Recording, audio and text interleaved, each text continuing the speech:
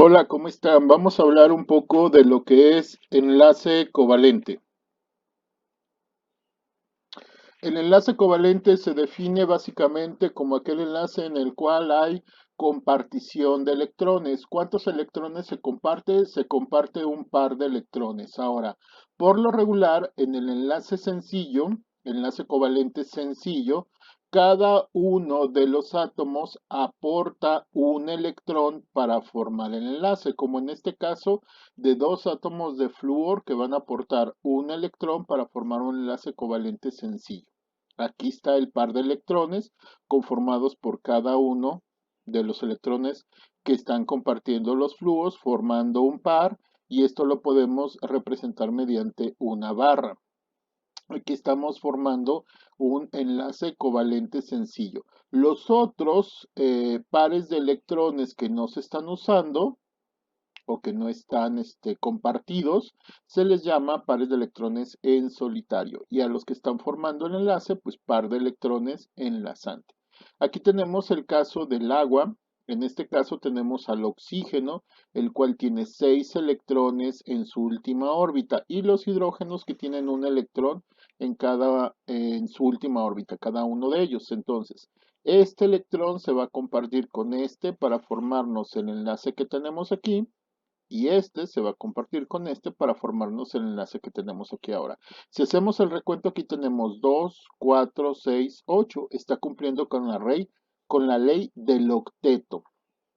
Ahora, un enlace covalente doble, ¿cómo se lleva a cabo? Pues si se fijan aquí, este ejemplo que está aquí tachado, tenemos al carbono. El carbono debería de tener 4 electrones en su última órbita. Y aquí tengo uno, 2, 3, 4, 5, 6. Dos de ellos son aportados por los oxígenos. Y este, que también sería del oxígeno en cada uno de ellos, está por fuera. Si usted hace el recuento serían 2, 4, 6 y este 7. Le falta uno al oxígeno para cumplir con la regla del octeto. Con lo que respecta al carbono, tenemos uno, 2, 3, 4, 5, 6. Le faltan 2 al carbono para completar la regla del octeto. Entonces aquí lo que va a suceder es que los dos pares de electrones que tiene acá el oxígeno que están libres, los vamos a poner de un solo lado y entonces nos quedan aquí. Entonces aquí tengo 2 que está aportando el oxígeno de este lado y otros 2 que está aportando el oxígeno de este lado. El carbono tiene 4, entonces 2 de este lado aporta el carbono y otros 2 de este lado aporta el carbono. Entonces, ¿cuántos pares enlazantes tengo de este lado? 2. ¿Y cuántos pares enlazantes tengo de este lado? Otros 2. Entonces aquí se forma un doble enlace entre carbono-oxígeno y carbono-oxígeno. ¿Cuántos electrones tenemos alrededor? Por ejemplo, del oxígeno 2, 4, 6, 8. Del carbono son 2, 4, 6, 8. Del oxígeno son 2, 4, 6, 8. Entonces tenemos 8 electrones alrededor del oxígeno, 8 electrones alrededor del otro oxígeno y 8 electrones alrededor del carbono. Y entonces cada uno de ellos cumple la regla del octeto. Y aquí lo que estamos formando es un enlace covalente doble. Enlace covalente triple, bueno, aquí en este caso tenemos al nitrógeno que pertenece al grupo número 5, tiene 5 electrones a su alrededor y se va a enlazar con otro nitrógeno que también tiene 5 electrones a su alrededor. Si lo enlazáramos mediante este, entonces nos quedarían 2, 4, 6, no se cumple. Si ponemos este otro acá, entonces serían 2, 4, 6, 7. Tampoco se cumple. Si movemos este hacia este lado para que sean 3, entonces sería 1, 2, 3. Por 2, 6 más 2 son 8. Entonces acá lo tenemos mejor representado. Movemos, movemos 3 electrones. eh, eh, esta molécula, no le haga usted caso. Aquí está mal, debería de ir al revés. No le haga caso a esto. Hágale caso a esta. Cada barra representa 2 electrones. Entonces aquí teníamos 2, 4, 6 y 2 son 8. Aquí es un triple enlace. Colocamos 3 electrones de un lado, del otro nitrógeno 3 electrones, se empatan cada par tenemos 3 pares, te formamos 3 enlaces. Espero que no haya quedado muy complicado sobre todo por esta imagen que está mal, no le haga caso. Y bueno, siempre el número de enlaces que vamos a generar de enlaces covalentes deben de ser congruentes con la estructura de Lewis y debe de estar en concordancia con la distancia de enlace que es corta y con una reactividad excepcionalmente baja. ¿A qué nos referimos con esto? A que todos aquellos que forman enlaces covalentes, en primer lugar, debemos de estar conscientes que tienen electronegatividades muy parecidas. Al presentar electronegatividades muy parecidas, un elemento no puede arrancarle electrones a otro elemento, entonces lo único que les queda por hacer es compartirlos. También tenemos enlaces covalentes polares. Tenemos un enlace covalente no polar y enlace covalente polar. El no polar es aquel en el que los dos átomos comparten por igual los electrones. ¿Qué quiere decir esto? Básicamente que ningún átomo tiene mayor fuerza que el otro. Esto es que ningún átomo va a atraer con mayor fuerza los electrones hacia su lado. El ejemplo que tenemos aquí pues es una molécula es una molécula de flúor. Son dos átomos de flúor, tienen la misma fuerza, entonces ninguno de ellos se puede llevar o atraer más hacia su lado a los electrones, por lo tanto aquí no se generan cargas. En el enlace covalente polar siempre va a haber uno que va a atraer con mayor fuerza que el otro, pero tampoco va a ser una fuerza tan grande que le permita arrancarle los electrones al otro átomo, simplemente los acerca un poco más hacia él. El caso que tenemos aquí es el del fluoro y el hidrógeno. El flúor, que es un elemento altamente electronegativo, el hidrógeno que es electropositivo. Entonces aquí tenemos el enlace que se forma. De este lado tenemos al flúor con 2, 4, 6 y los dos del enlace son 8, pero en este caso el flúor, al ser un poquito más electronegativo, jala con mayor fuerza los electrones y al hidrógeno queda un poquito más alejado de los electrones, por lo tanto el hidrógeno queda cargado parcialmente positivo y el flúor queda cargado parcialmente negativo. Entonces se forman polos, un polo negativo, un polo positivo, y por eso se le llama enlace covalente polar. Los enlaces covalentes y las moléculas unidas por ellos pueden ser polares o no polares. En los polares, pues como ya les dije, hay una distribución asimétrica de los electrones, quiere decir que se van a jalar más hacia un lado que al otro, y en los no polares, pues está completamente equilibrado. En los enlaces covalentes polares, aquí tenemos el ejemplo anterior, el hidrógeno está cargado parcialmente positivo, el flúor está cargado parcialmente negativo. ¿Por qué? Porque el flúor atrae con mayor fuerza a los electrones.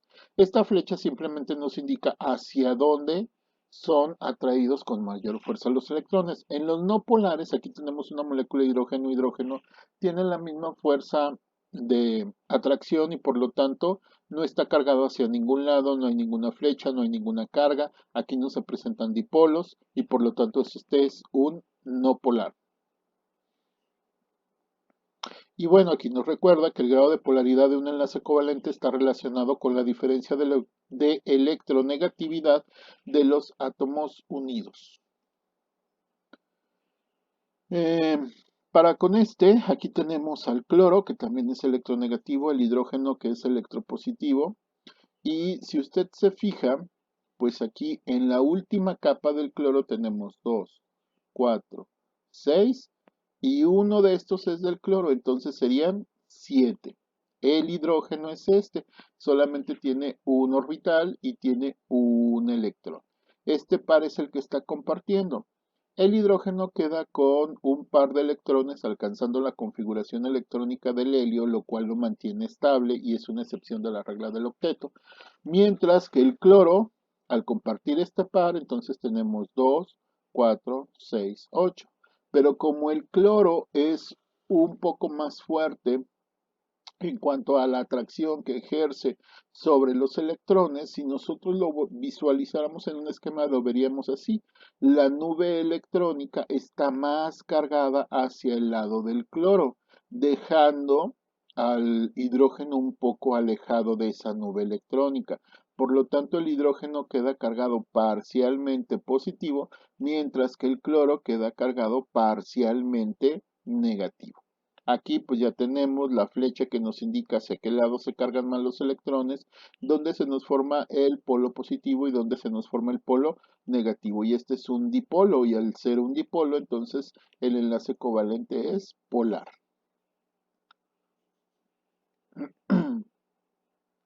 Para determinar si una molécula es polar necesitamos conocer dos cosas. Primero, la polaridad de los enlaces de la molécula y en segundo lugar, la geometría molecular. Aquí tenemos carbono y oxígeno. Los oxígenos siempre son más electronegativos que el carbono, por lo tanto va a haber mayor atracción de los electrones hacia, hacia ellos y esta atracción va a hacer que de cada uno de los lados haya una carga parcial en estos dos oxígenos. Sin embargo, ¿por qué esta molécula no es polar? Porque la misma fuerza que tenemos del carbono hacia el oxígeno de un lado, la tenemos de este mismo carbono hacia el oxígeno de este lado. Entonces, como ambas fuerzas son iguales, pero en sentido contrario, pues se anulan y por lo tanto, esta no tiene carga. En cuanto a esta, que nosotros tenemos aquí, si usted se fija, aquí tenemos un oxígeno y en este caso del hidrógeno al oxígeno hay una fuerza de atracción, del otro hidrógeno al mismo oxígeno hay otra fuerza de atracción, son dos fuerzas de atracción, pero en el mismo sentido, por lo tanto se suma. Esto quiere decir que este oxígeno va a quedar parcialmente negativo y cada uno de estos dos va a quedar parcialmente positivo y por lo tanto el agua es una molécula polar.